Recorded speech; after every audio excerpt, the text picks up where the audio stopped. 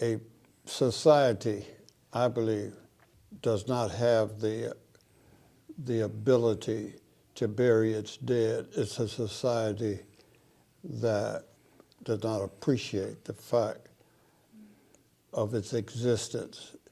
To be able to bury the dead, it's an opportunity for us to reflect upon the life history of an individual.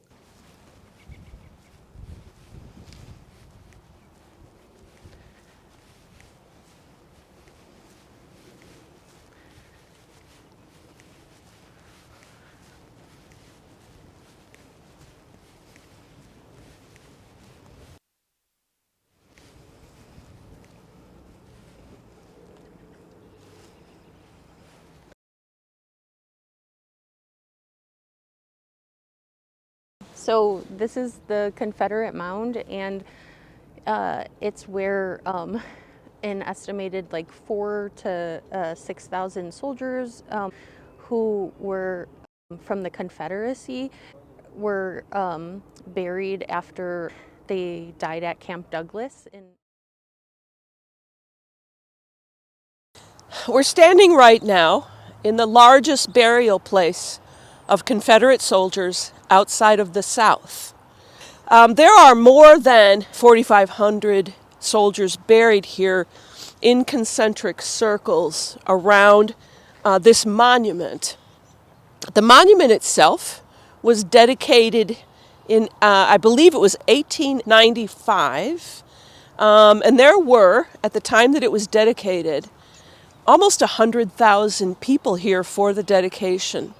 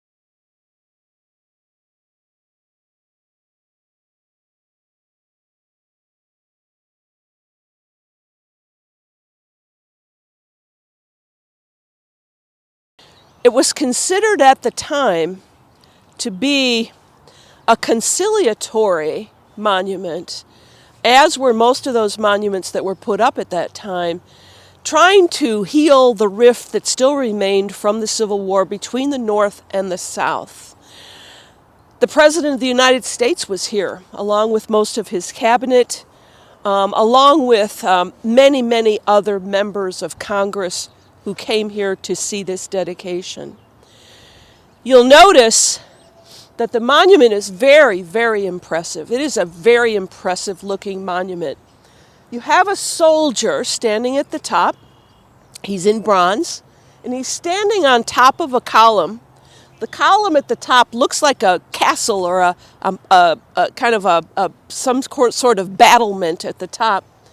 And then as you come down, there are 3 bas-reliefs around the base, and then at the very base are bronze tablets with more than 4,500 names. It's very possible that there might be up to 6,000 soldiers buried here. Most of them were initially buried at what was the city cemetery in what is today Lincoln Park. But once this was dedicated to them in the 1867, this property, part of the United States government owns it, was dedicated to the Confederate dead. They were brought here from the city cemetery, which was closing at that time. So they had to do something with them, so they put them here.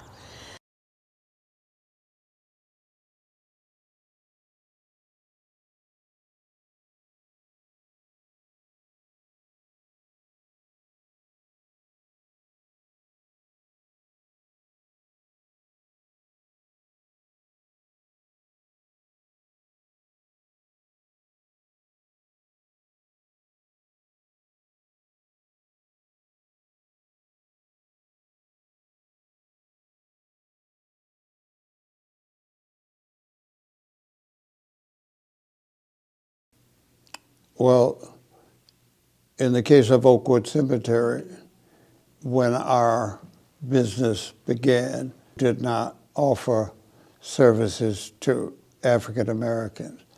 So therefore, in the case of cremation, we had to send our clientele to a cemetery that would cremate, because we had no cemetery here in our community who would provide that service. My father grew tired of having to, as a funeral home, send families miles away from our community as well as our funeral service organization for the purpose of providing cremation services or burial services. So he grew tired and decided any family coming in wanting to have a cremation service, that we were going to get the necessary permits and call Oakwood and let them know that we were coming with a procession, having just had a funeral, seeking to use the cremation services of that cemetery. The cemetery then informed us that they would not allow that to happen because they were not giving services to the African American community. So my dad went as far as we can, and we had a procession where over 10,000 people marched from 71st and Cottage Grove to Oakwood Cemetery. And they would not allow that to happen. They turned us away. After turning us away, the cemetery decided 2 days after the march that they would change their policy and allow any ethnic group to come to their cemetery. I drove an ambulance that led the marchers, so we used that as a means of marching about 8 blocks. Well, it's Memorial Day is a day when the nation honors its dead. And so therefore we thought it would be fitting proper that if we did it on Memorial Day, because celebrating our dead, how can we celebrate if we're not allowed to have those services? Now, bringing that back to Oakwood and what we're looking at, a Confederate memorial was there. That was a problem for us. And so consequently, that was one of the things we had in mind as we sought to desegregate the cemetery. But at the time, we did not have a problem of any group or individual who had memorials because we felt that even though the Confederate memorial was there, each society, each one of the combatants should have the opportunity to bury their dead. It is a reflection upon them if they're not able to. And there's an equality there. We saw it, Confederate dead as well as any dead, that they had to have the opportunity to celebrate there, even though they're in the same cemetery and it is segregated.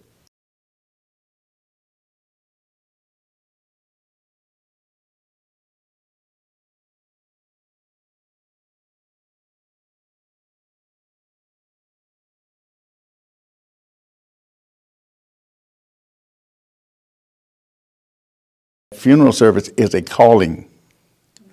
It isn't a job. It isn't just a profession, it's a calling. The funeral director, especially from the era we came up in, did everything. We even had an ambulance service here for years. We did everything with regard to helping people lay their loved ones away reverently. And it isn't a 5-day-a-week job, it's a 7-day-a-week job. It isn't an 8-hour day, it's a 24-hour day if needed. And to have that kind of commitment to do anything for the length of time we've been doing it, it isn't a job, it's a calling. That's what I believe. It was a tradition for us coming out of the South to bury our dead. And they have ceremony depending on your church. We have a church service and we'd have our burial where everybody would go to the cemetery and we buried our dead. And this is what Oakwood didn't want to allow to happen.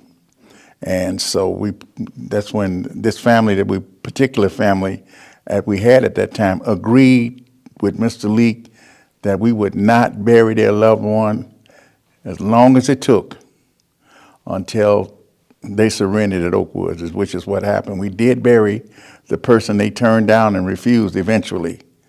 But how long did it take, Mr. Leak? It took about a month or so, didn't it? Yes, it did. Before we could actually bury. But the family agreed to wait as long as it took until we could bury in Oakwood Cemetery because they wanted their loved one there, close to in the city, close to where they could go visit and what have you. And as a result of that, all of these things happened. And we felt great, justified, and happy in the fact that even though we had these sections that are already there and have been there for years, that we are included now amongst those who are allowed and permitted to put our loved ones there also. So we see it as equal opportunity for us to be able to do the same. At one point, before '64, the funerals were coming into Oakwood Cemetery from all over Chicago, but nobody on our local level here in Chicago on the south side could go there. And it was after that we opened that up and we were able to go in there and we were able to bury blacks in there that we considered Oakwood to become a level playing field to where we could all do it. And the cemetery has grown since we've been burying it. They've built many mausoleums and all that because they're running out of ground. But they built many mausoleums to accommodate us because of allowing us to enter the cemetery. I don't know what the status of the cemetery would be now if blacks were not burying there. And as a result, we have some black leaders there, Bishop Brazier, Bishop Ford, Mayor Washington. Many prominent blacks are there as a result of them opening the doors for us to bury and making it a level playing field.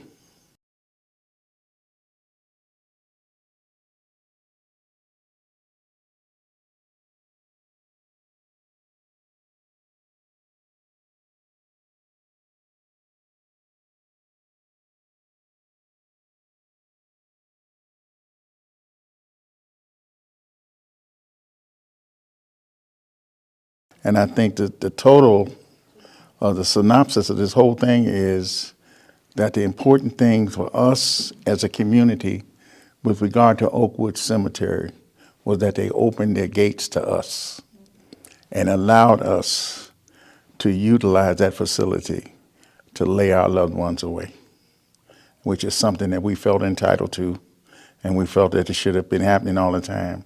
But we thank God that it did happen when it did. And it has had a positive response from our community ever since it happened.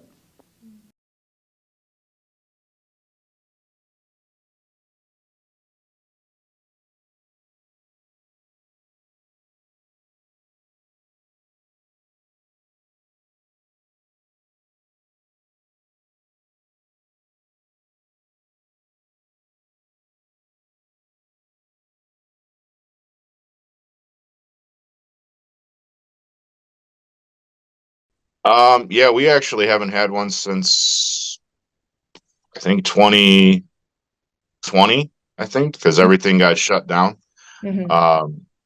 So in 2019, I think that was one of our biggest turnouts for people to come to Oakwood. We had people from Texas and Tennessee, Oklahoma, a couple other states, and they all had ancestors that were actually buried at the Confederate Mound. So they came to pay their respects to them and to be a part of our service. And usually it's just our camp along with a few others. We had a Michigan camp come down. We tell a little bit of the history of Camp Douglas, the prison camp, and then we tell the history of Oakwood Cemetery, or at least Confederate Mound. And then, it's kind of, there's stories that are told, and then that's it. It ends. It was put on Facebook, Mhm. on our camp page, which you have to be a member of our camp to be a part of. And then there is a Sons of Confederate Veterans Facebook page that we put that on, and it kind of just snowballed from there. Um, I want to say the actual memorial service that our camp has done, that started in probably like 1980. If I look back at our records and I look back at photos, I think it was around 1980 that these services started. Because Civil War reenacting in this area started to gain popularity. So you had reenactors coming out and joining the services and stuff like that. So probably about 20, 30 years, I want to say. I've seen several different kinds of people at the monument, especially when I was initially writing this tour. I would come out on several different occasions, and I would often find people, 1, 2, 3 people together, standing around the monument, and they would generally ask me, "Why are you here?" And I would say, "I'm writing this tour." And I would say, "Why are you here?" And generally the response has been, I believe that my great-grandfather or my great-great-grandfather, his name is on one of these tablets. And he fought in the Civil War and he died at Camp Douglas. They'll tell me they're from Alabama, they're from Arkansas, they're from Texas, and they've come up here expressly to see this particular monument and to visit this space. I have been here. I was here one time, around the same time as I was practicing giving this tour, and there was a complete Confederate reenactment going on.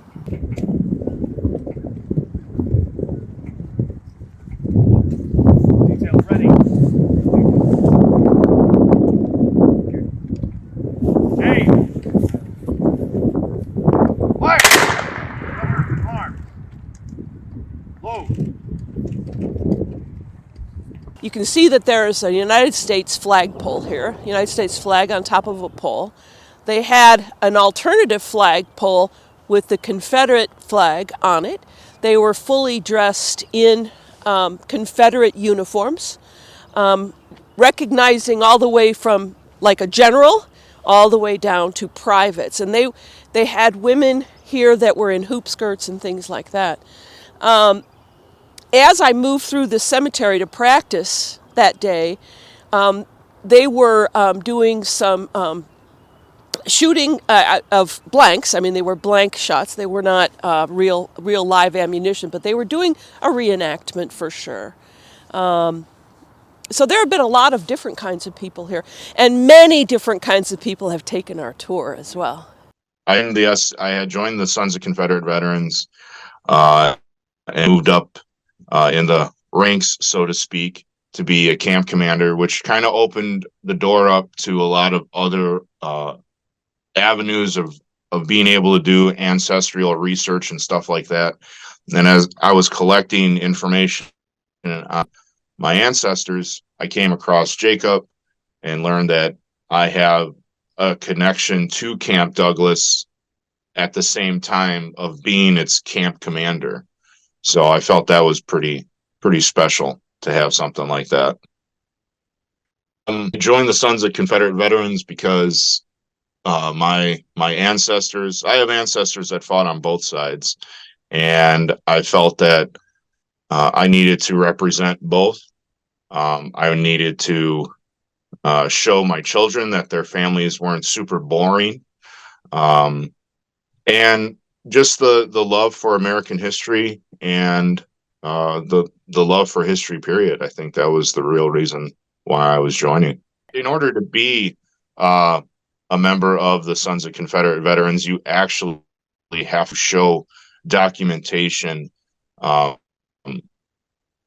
stating that this ancestor is technically a blood ancestor. You can't just pick a name out of a roster or something like that and say, here, this is my ancestor. You actually have to show documentation of the connection between you and this soldier. You know, I think there's an aspect of our population, I guess I could say, that likes to just pinpoint on one thing and focus on one thing. I think the Civil War in general is a very complex um, conversation. I think you have, like, for example, like my ancestor, I have Louis. He was a Confederate soldier out of Virginia. He was a tobacco farmer up until the beginning of the war. Well, what? He has no reason to fight for slavery. And I think if people have do their research, you find out that a lot of Confederate soldiers um, really didn't care for what the Confederate government itself was fighting for. They were fighting more for their families, their communities, their state. You had a lot of state pride. Like, you know, nowadays, no one says, yeah, I'm from Illinois. I have a ton of state pride. No one really says that, you know. But back in the 1860s, you know, where you were from mattered. So if you were from South Carolina, that mattered to you. If you were from Texas, that mattered to you. So I think we get it. I think a lot of people just, like I said, look at one thing, i.e., slavery, and go, that's what they were all fighting for. Um, and if you do your research, you find out that that's really not the case. So I don't think it's really about glorifying an ideology of the Confederacy. I think it's more about connecting with your history as a person and as you know your family's history. And I think it's just about honoring that. I don't think it has anything to do about honoring slavery or anything else, because there is a book about Camp Douglas that was written years and years ago that talks about Chicago as a whole during this time period that Camp Douglas was open. And Chicago was an extremely segregated city, even back in the 1860s. Um, so to point fingers at one person, I think we need to point fingers at everyone, and just kind of chalk it up as to that was the time period back then. There was that segregational, you know, ideology there. And I think we just kind of need to move on from that.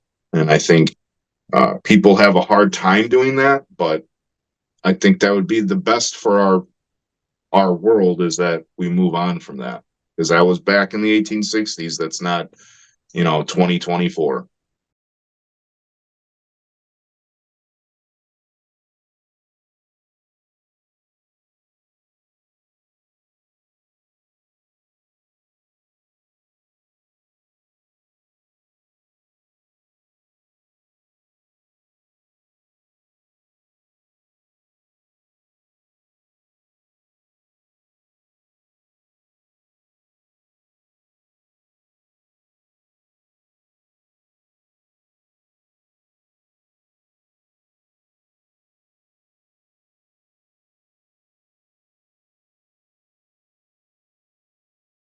Those that were covered by the media most would be the Christopher Columbus monuments, and there were several of them that were a part of this project because there are several around the city. The one that I think received the most coverage is the Columbus monument that was in Grant Park and was really a point of conflict and seen as by some as a terrorizing element because of the idea of settler colonialism and the opening of what became the genocide of indigenous peoples in the United States. So Shy Nation being a group of activists who rallied around removing the Columbus monument, Good Kids Mad City and other individual activists who came and protested around that monument, and there were clashes with the police here.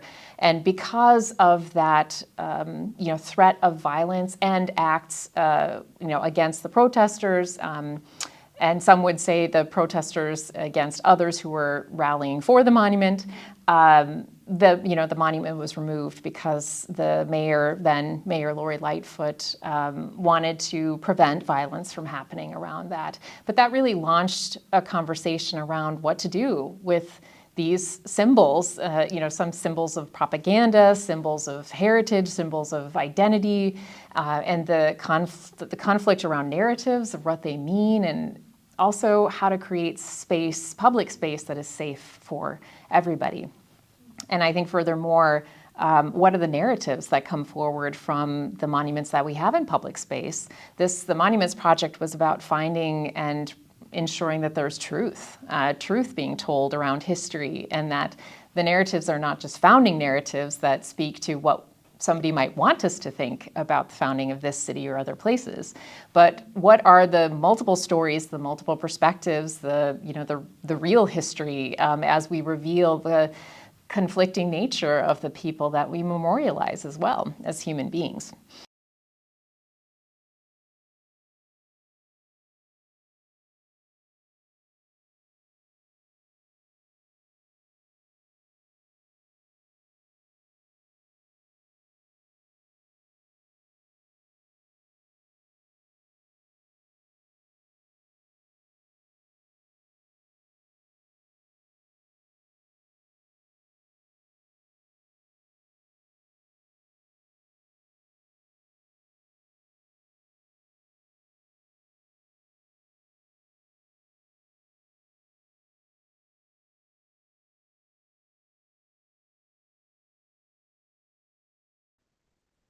One of the main things that I found was that you will often hear defenders of Confederate monuments today claim that sensitivity around Confederate monuments is new, that the idea that the Confederate monuments are dangerous or destructive is a very recent invention of our contemporary society. And that is just a lie, that is just utterly untrue.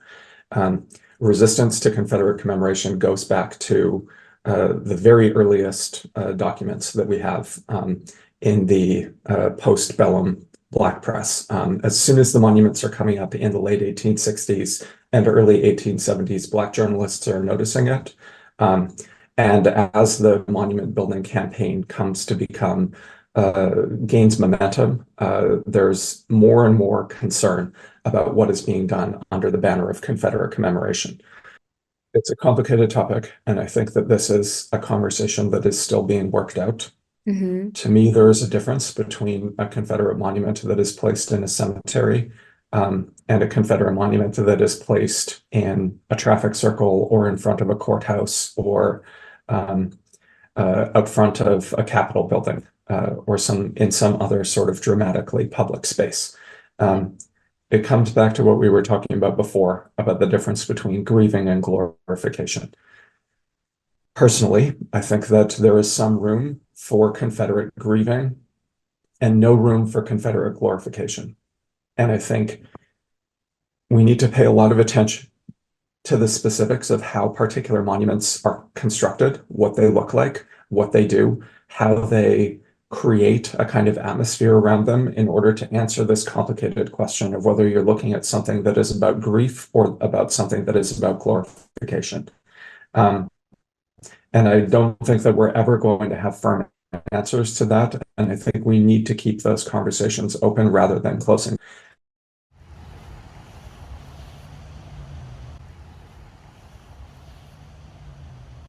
I think that we can't ignore what has happened in the past, and I think that sometimes we do think the Civil War was so far away, and I don't think that that many things have changed sometimes since then. So.